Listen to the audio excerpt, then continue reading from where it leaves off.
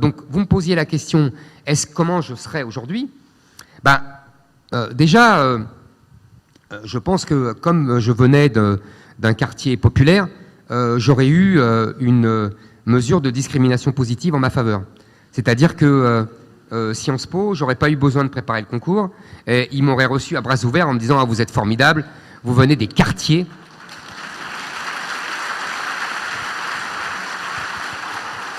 Et c'est beaucoup mieux que d'être né dans le 8e arrondissement ou le 6e arrondissement. Vous êtes dans le 18e arrondissement, c'est formidable. Vous allez rentrer, venez, rentrez chez nous.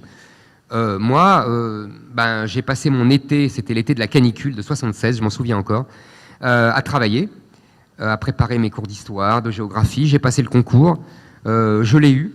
Vous ne pouvez pas savoir le bonheur que c'est d'avoir une note magnifique en histoire. Vous êtes récompensé beaucoup mieux que toutes les discriminations positives du monde. Je les plains, ces gamins, en vérité.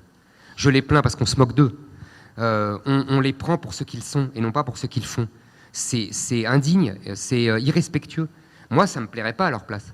Vous savez, quand j'ai eu mon diplôme de Sciences Po, 3 ans plus tard, mon grand-père, qui avait été cordonnier en Algérie, s'est acheté une bouteille de champagne. On a fait une petite soirée familiale et personne n'a pu toucher à la bouteille de champagne. C'est-à-dire qu'il l'a bu de la première goutte à la dernière. Et ça m'avait frappé cette image, parce que j'étais un gamin quand j'avais 20 ans. Et lui, il rigolait pas du tout. Il a pris sa bouteille de champagne et personne n'y touchait. Vous imaginez si j'avais pas fait tout ça dans les règles, etc. Le plaisir, le bonheur suprême eût été radicalement différent. Vous voyez, je pense que en fait, on a eu de la chance d'avoir ces conditions exigeantes, cette école à l'ancienne, méritocratique, avec une sélection féroce. Quand on avait, on était vraiment heureux. Et puis quand on n'avait pas, ça m'est arrivé quelques temps plus tard, hein. J'ai été admissible à l'ENA, tout le monde le sait maintenant, tout le monde me le rabâche. Je n'ai pas eu l'oral. Voilà, j'étais déçu pendant des semaines, des mois, des années, mais au moins, c'était à la loyale. Je pense que c'est absolument scandaleux ce que fait Sciences Po aujourd'hui. Là, je suis sérieux. De choisir comme ça en fait les étudiants à sa main, parce que vous avez bien compris que en fait ils font ça, ils suppriment le concours écrit, ils font que des oraux uniquement pour pouvoir choisir les gamins qu'ils veulent avoir à Sciences Po, c'est-à-dire selon des critères sociaux, discrimination positive, en vérité même pas sociaux mais ethniques, mais personne ne le dit, et en même temps idéologiques, c'est-à-dire qu'ils veulent des étudiants qui sont dans leur camp, dans la bien-pensance.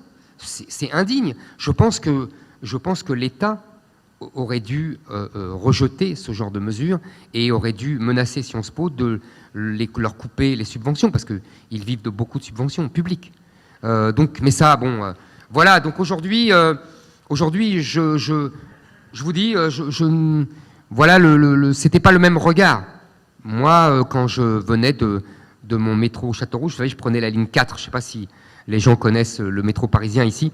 Je prenais la ligne 4 à Châteaurouge et on remontait le temps comme ça. Et à Châtelet, j'avais l'impression de passer le mur de Berlin. Vous voyez, parce que avant c'était les quartiers populaires et après c'était la bourgeoisie. Donc on arrivait à Cité, Saint-Michel, Odéon, Saint-Germain. Là, on arrivait le chic absolu. On sortait du métro, il y avait le café de Flore en face, il y avait la librairie, les librairies et tout. Là, le roi n'était pas mon cousin.